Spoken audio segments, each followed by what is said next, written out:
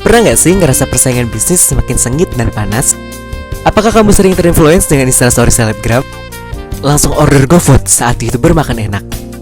Revolusi Industri 4.0 memberikan pengaruh besar terhadap dinamika sosial yang sering dikaitkan dengan bagaimana perubahan terjadi secara reguler. Penyebaran konten dari berbagai platform memudahkan masyarakat dalam mendapatkan suatu informasi, baik berupa peningkatan kemampuan komunikasi, penyebaran berita, bahkan kegiatan jual beli loh.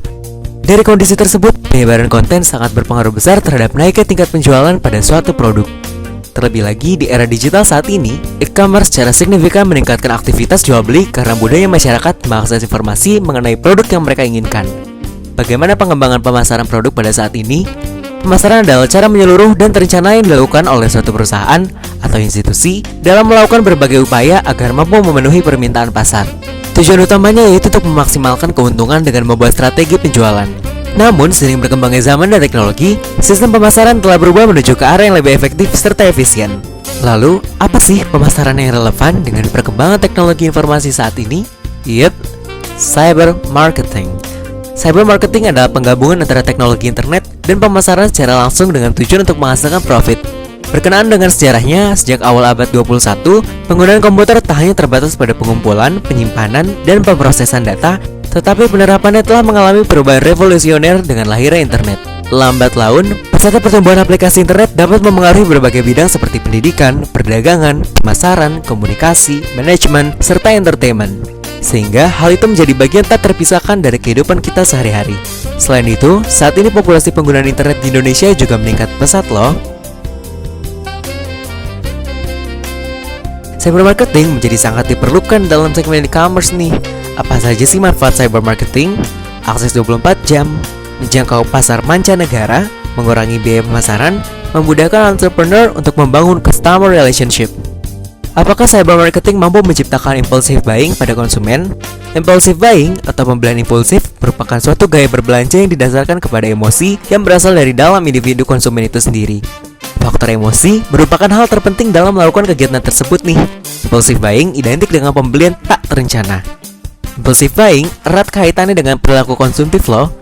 Barang yang sedang tren memberikan kepuasan dan kesenangan bagi orang yang memilikinya. Meskipun barang tersebut bukanlah barang primer.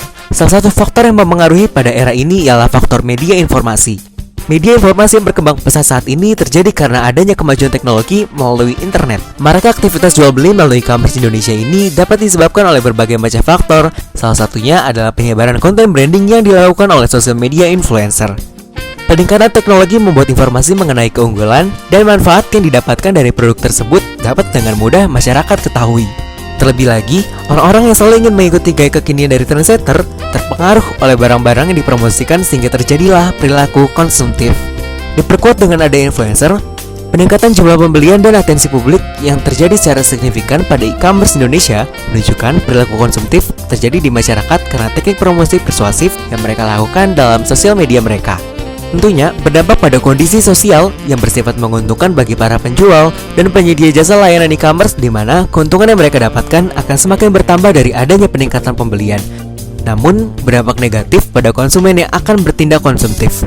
Selain itu, maraknya platform belanja online atau online marketplace merupakan imbas yang tidak terelakkan dari revolusi industri 4.0 yang mendorong teknologi digital semakin disruptif. Hal ini tentu mendorong para pemilik usaha retail untuk mulai memindahkan atau menambahkan platform toko online ke dalam bisnisnya. Mulai dari merilis website sendiri maupun memanfaatkan platform marketplace seperti Tokopedia, Shopee, Lazada, dan membuka lapak di dalamnya untuk berjualan secara online. Lalu, pengertian dengan judul Online Impulse Buying in E-commerce Context, Website Quality, Trust, and Flow Condition menunjukkan bahwa memang impulsive buying dapat muncul ketika berbelanja secara online loh. Menurut penelitian tersebut, desain website merupakan stimulus utama yang mendorong seorang konsumen menjadi impulsif ketika mereka melakukan penjelajahan di dalam toko online.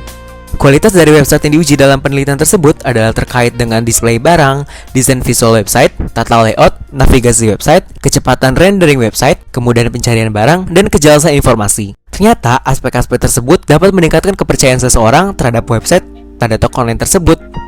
Bagaimana cyber marketing mampu melahirkan impulsive buying dalam kegiatan bisnis di Indonesia pada saat pandemi COVID-19? Berdasarkan hasil riset McKinsey & Company, sebanyak 34% orang Indonesia mengakui adanya peningkatan belanja makanan secara daring karena banyak toko online yang menawarkan barang baik untuk kebutuhan sehari-hari atau kebutuhan sandang dengan penataan toko virtual yang menarik. Kegiatan ini didasarkan bahwa mereka melakukan pembelian untuk menghilangkan rasa jenuh dan rasa stres. Perilaku impulsif buying pada masa pandemi banyak dilakukan oleh masyarakat. Hal ini karena adanya keterbatasan gerak diakibatkan adanya wabah yang membuat orang-orang tidak bisa melakukan aktivitas di luar. Perilaku impulsif buying terjadi karena adanya rangsangan dari figur influencer yang mempromosikan suatu produk maupun toko atau retail yang menawarkan barang yang menarik sehingga mengakibatkan adanya dorongan untuk membeli lebih banyak. Kembali lagi ke perilaku konsumtif. Dampak negatif yang timbul dari perilaku konsumtif ialah muncul sifat boros, ketergantungan, dan tidak pernah merasa puas akan hasil yang dicapai.